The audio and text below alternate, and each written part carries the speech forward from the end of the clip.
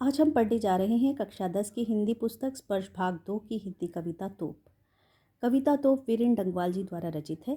इसमें 1857 के स्वतंत्रता संग्राम के विरोध को दबाने के लिए जिस तोप का प्रयोग किया गया था उसकी आज क्या स्थिति है और कवि उसको लेके क्या अनुभव करता है, उसका इसमें वर्णन किया गया है। भूमिका में आप लिखेंगे कि अंग्रेज़ों ने अपने शासनकाल में कई बाग बनवाए और इसके साथ साथ वे कुछ तोपें भी लाए।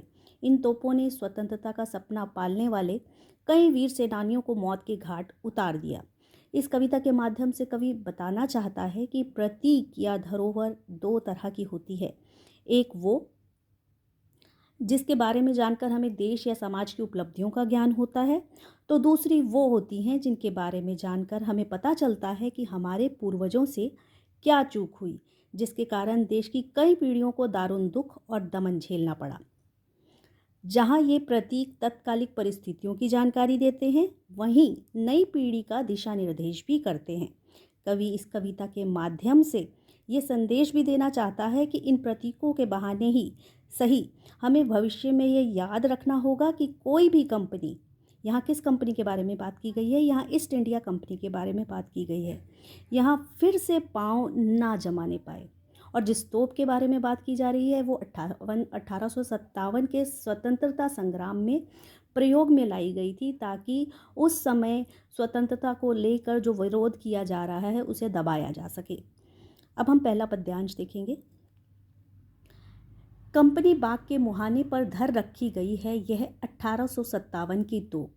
मुहाने का अर्थ होता है प्रवेश द्वार। इसकी होती है बड़ी संभाल, विरासत में मिले कंपनी बाग की तरह साल में चमकाई जाती हैं 2 बार। ये कहते हैं कि 1857 की जो तोप है वो कंपनी बाग के प्रवेश द्वार पर रखी गई है, और ये जिस तरह कंपनी बाग हमें विरासत में मिला है, ठीक वैसे ही ये तोप भी हमें विरासत के तौर पर मिली है।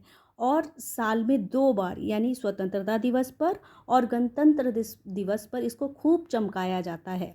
और क्यों चमकाया जाता है? ताकि देश के नागरिकों को उस समय तत्कालीन परिस्थितियों की जानकारी दी जा सके और उनमें राष्ट्रीयता की भावना का संचार किया जा सके। ठीक है। सुबह शाम कंपनी बाग में आते हैं बहुत से सैलानी।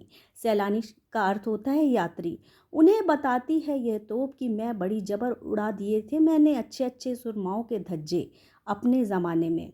और सुरमाओं का अर्थ होता है शूरवीरों के, और धज्जे चिथड़े उड़ा देना। ठीक है। तो अब ये कहते हैं कि सुबह शाम इस कंपनी में बहुत सारे यात्री आते हैं और वहाँ खड़ी यह तोप ऐसी लगती है कि मानो ये वो बता रही हो कि मैं अपने ज़माने में बहुत शक्तिशाली हुआ करती थी। मैंने बड़े बड़े सुरमाओं के, बड़े बड़े शूरवीरों को, बड़े बड़े वीरों को मैंने क्या किया? मौत के घाट उतार दिया। ठीक है।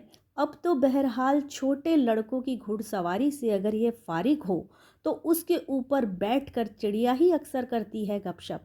कभी कभी शैतानी में वे इसके भीतर भी घुस जाती है, खासकर गौरैया।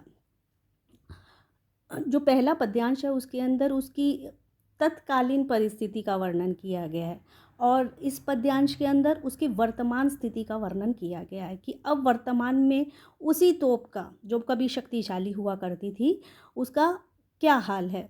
तो कवि बताता है कि अब उसके ऊपर उसका ये हाल है कि उसके ऊपर छोटे बच्चे बैठकर घुड़सवारी का खेल खेलते हैं। और जब बच्चों का खेल वहाँ पर बंद हो जाता है या बच्चे वहाँ से चले जाते हैं, तो उस पर कौन डेरा जमा लेता है? वहाँ आ जाती है चिड़िया। और चिड़िया क्या करती हैं? वहाँ बैठकर उस तोप के ऊपर गपशप करती हैं।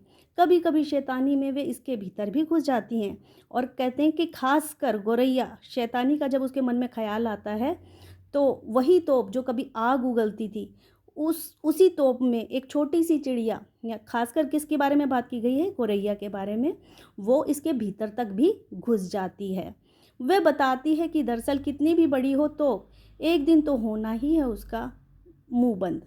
तो ये कहना चाहते हैं कि वो तोप ऐसी प्रतीत होती है जैसे कह रही हो कि कोई कितना भी शक्तिशाली क्यों ना हो, कोई कितना ही अत्याचारी क्यों ना हो, एक ना एक दिन तो उसका अंत हो ही जाता है। ठीक है, तो ये थी कविता तोप जिसे लिखा था वीरेंद्र डंगवाल ने।